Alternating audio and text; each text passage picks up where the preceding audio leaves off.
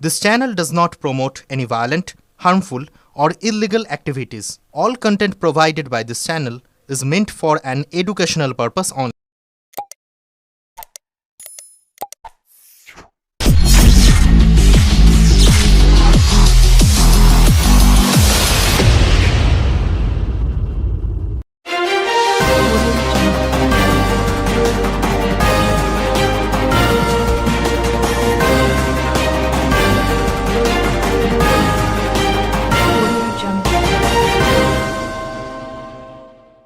বাবা, মা, বোনকে হাতের শিরা গলা নলি কেটে নৃশংসভাবে খুনের অভিযোগে দোষী প্রমথেশ ঘোষালকে মৃত্যুদণ্ডের নির্দেশ দিল চুঁচুড়া আদালত।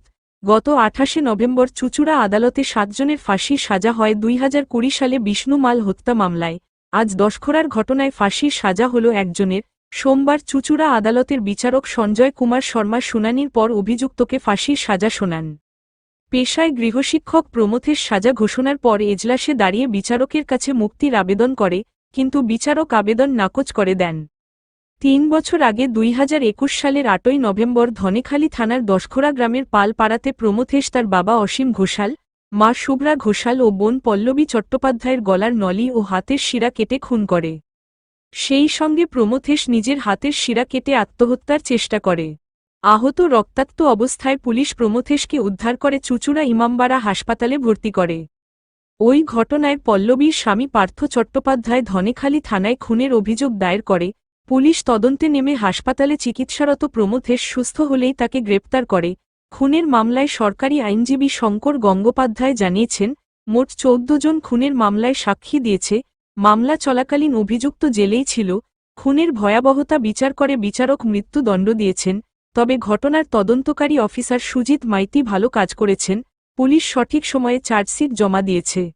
প্রথম দিকে বা তার আগের মাসে সম্ভবত গত মাসের প্রথম দিকেই আর একটা মার্ডার কেসে সেখানটায় একজন আসামি তার বাবা এবং স্টেপ মাদার সৎমা তাদের খুন করেছিল বড়গড় থানায়।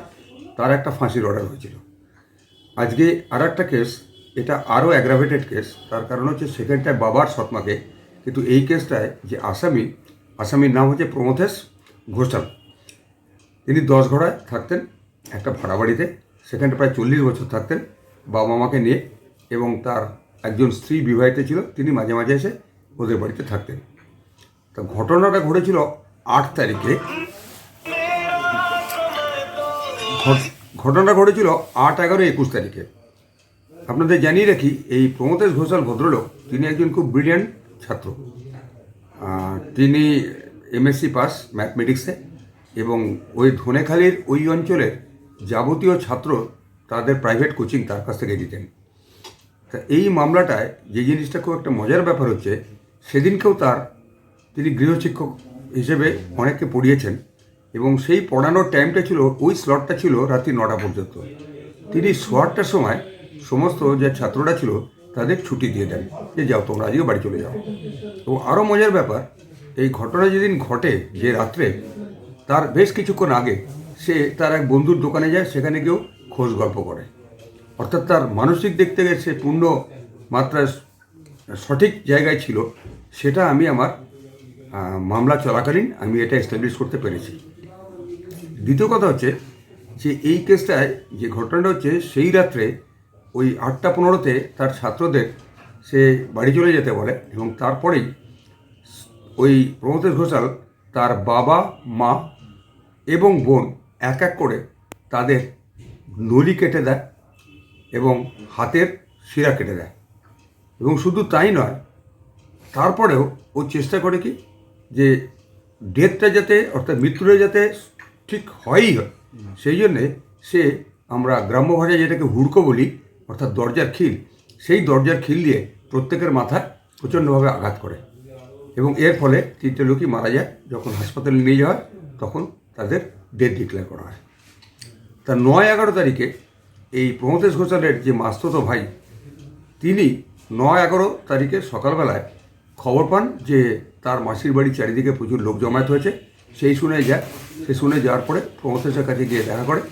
তখন সবচেয়ে মজার ব্যাপার হচ্ছে, প্রমথেশ নিজে তারপরে চেষ্টা করেছিল যে দেখাতে যে আমিও খুন করতে চেয়েছিলাম, কোনো একটা মোটিভ দেখাতে চেয়েছিল যে আমি এই কারণে আমি নিজেকেও শেষ করতে চেয়েছিলাম, কিন্তু মা বাবা এবং বোনকে যেভাবে মেরেছে, নিজেকে সে কেটেছে, খুব সুপারফিশিয়াল ইঞ্জুরি হয়েছিল, যে তার কোনো ইঞ্জুরি বলা যেতে পারে না।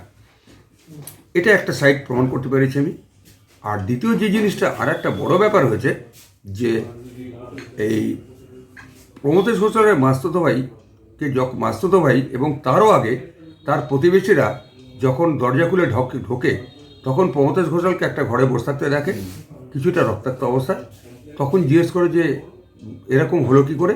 সে তখন বলল যে আমি আমার বাবা মা এবং বোনকে প্রথমে তাদের নলি কেটে দিই, তারপরে হাতের শিরা কাটি, এবং তারপরে তাদের মৃত্যুটাকে নিশ্চিত করবার জন্যে আমি আমার ওই দরজার খিল দিয়ে তাদের মাথায় মেরে তাদের মেরে ফেলি।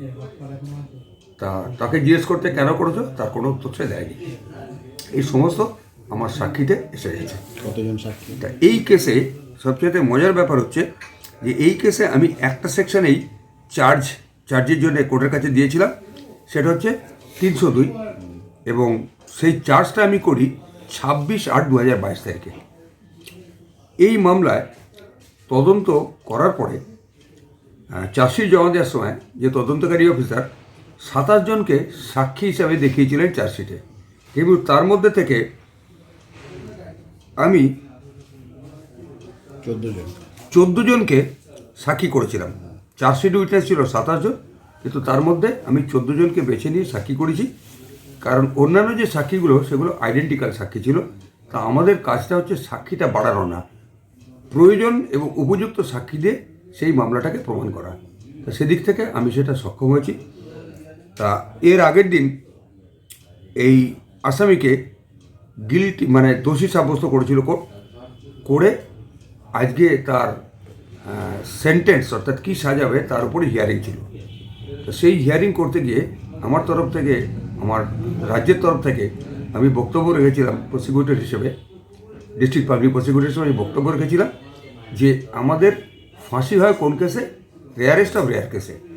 এখন আমি অনেকগুলো জাজমেন্ট সাইট করেছি, কনস্টিটিউশনাল বেঞ্চ থেকে শুরু করে অনেক রকম জাজমেন্ট সাইট করেছি। তাতে আমি কোর্টকে বোঝাতে পেরেছি যে রেয়ারেস্ট অফ রেয়ারের কোনো স্ট্রেট জ্যাকেট ফর্মুলা নেই। প্রত্যেকটা কোর্টকে বিচার করে ঠিক করবেন এই কেসটা ফাঁসি হতে পারে নাকি যাবজ্জীবন হতে পারে। 300 দিয়ে দুটোই শাস্তি, একটা হচ্ছে ফাঁসি আর একটা যাবজ্জীবন। আর এই কেসটাতে যেটা সবচেয়ে যে জিনিস দুটো উপরে আমি খুব জোর দিয়েছি, aggravated circumstances and mitigating circumstances. আমরা রেয়ারেস্ট অফ রেয়ার এই কেসকে আসতে গেলে আমাদের দুটো টেস্ট করতে হয়। একটা টেস্ট হচ্ছে ক্রিমিনাল টেস্ট, অর্থাৎ কেসের যে ক্রিমিনালিটি যেটা করেছে তার একটা টেস্ট, আর একটা হচ্ছে ক্রাইম টেস্ট। ক্রিমিনাল টেস্ট হচ্ছে আসামির তরফের টেস্ট, সেটাকে আমরা বলি মিটিগেটিং সার্কামস্টেন্সেস কী আছে। এক্ষেত্রে আসামির না আছে বাবা মা এবং বোন, তাকে সে হত্যা করলো, সে বিবাহিত নয়, সহজে তার কোনো ছেলে মেয়ে কিছু নেই, অর্থাৎ তার পিছু টান বলে আর কিছু নেই। আর এই আসামি, তার মধ্যে আমি এই এতদিন ধরে যে সাক্ষী চলেছে বা তার যে 313 হয়েছে, এক্সামিনেশন হয়েছে, তার মধ্যে কোনো অনুশোচনা আমি বা কোর্ট লক্ষ্য করিনি, কোর্টও করেননি। এইসব বিচার বিবেচনা করে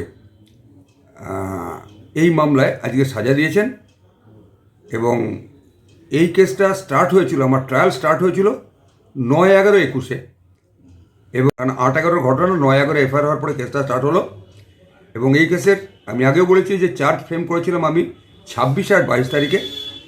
আমি তারপরে সাক্ষ্য শুরু করি 16/3/23 তারিখে, এবং সাক্ষী সাবত শেষ করার পরে আমার সওয়াল জবাবের পরে 17/12/2024 তারিখে তাকে দোষী সাব্যস্ত করে আজকে তাকে সাজা দেওয়া হলো। এবং কোর্ট সব দিক বিচার বিবেচনা করে এবং আমার এই জিনিসটা বিচার করে, এবং আরও একটা জিনিস কোর্ট বিচার করেছে, আমি একটা রিটেন আর্গুমেন্ট আজকে দাখিল করেছিলাম, তাতে দেখিয়ে দিয়েছি আমি যে এই যে পুরো যে আইনটা দাঁড়িয়ে রয়েছে একটা ডক্ট্রিনের উপরে, যেটাকে আমাদের বলা হয় doctrine of pain and pleasure. Doctrine of pain and pleasure মানে যে একটা সাজা ঠিক হবে তখনই যখন এই পেইন আর প্লেজারের মধ্যে একটা ব্যালেন্স আসবে। তো এখানটায় যখন মেরেছিল 3 তার বাবা মা এবং বোনকে, তারা যে পেইন কষ্টটা ভোগ করেছে, আসামি জানে, তার নিজের কাছে জানা আছে সেটা কেন সে করেছিল, এবং সেইটা করে সে খুব প্লেজার অর্থাৎ খুব আনন্দ পেয়েছিল। তা আমি কোর্টকে বোঝাতে পেরেছি, আজকে যদি তাকেও সেই একই পরিমাণ পেইন না দেওয়া যায় তাহলে মামলার সঠিক মূল্যায়ন হবে না।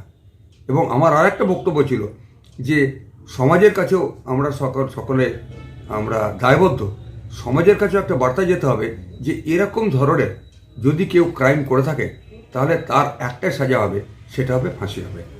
আজকে সেটা আমি প্রমাণ করতে পেরেছি, এবং আমাদের মহামান্য বিচারক, আমাদের ফার্স্ট অ্যাডিশনাল সেশন জাজ, যার নাম শ্রীযুক্ত সঞ্জয় শর্মা, তিনি সব কিছু বিচার বিবেচনা করে আজকে এই ঐতিহাসিক রায় দিয়েছেন। আমি